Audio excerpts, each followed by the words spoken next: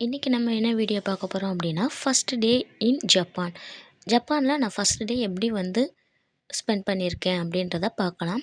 First நான் என்ன செஞ்சேன் அப்படின்னா, சென்னையிலேருந்து இங்கே ஃப்ளைட்டில் நல்லபடியாக லேண்ட் ஆகிடுச்சு. லேண்ட் ஆனதுக்கப்புறம் இங்கே எக்ஸிட் ப்ராசஸ் எல்லாத்தையுமே முடிச்சதுக்கப்புறம் நான் ஏர்போர்ட்டில் இருந்து நான் என்னோடய ஏரியாவுக்கு பஸ்ஸில் வரணும் ஆர் ட்ரெயினில் வரணும். நான் பஸ் சூஸ் பண்ணேன்.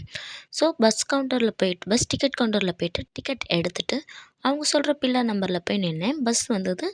அப்புறம் பஸ்ஸில் ஏறி ஜன்னல் சீட்டாக பிடிச்சிட்டு அப்படியே வேடிக்கை பார்த்துட்டே வந்தேன். இங்கே நம்ம ஊர் மாதிரி பஸ் ஏறக்கூடாது. இங்கே பஸ் எப்படி ஏறணும் அப்படின்னா, யார் ஃபஸ்ட்டு வராங்களோ அவங்க தான் ஃபஸ்ட்டு ஏறுவாங்க. ஸோ க்யூவில் நிற்கிற மாதிரி இருக்கும். லைனில் நின்று தான் நம்ம பஸ் ஏறணும். நம்ம லக்கேஜையும் அப்படி தான் க்யூவில் வச்சிடணும். நம்மளோட லக்கேஜை டிரைவரே எடுத்து அவங்களோட பஸ் டிக்கியில் போட்டுருவாங்க. ஸோ நம்ம க்யூவில் நின்று பஸ்ஸு ஏறினதுக்கப்புறம் நிறையா மரங்கள் வந்தது. இயற்கையாக இருந்தது எல்லாமே. ஸோ கடலா ஆறான்னு தெரில, அது மாதிரி வந்தது. ஸோ எல்லாத்தையும் கடந்து ஒரு வழியாக மச்சாங்கிட்ட வந்தாச்சு.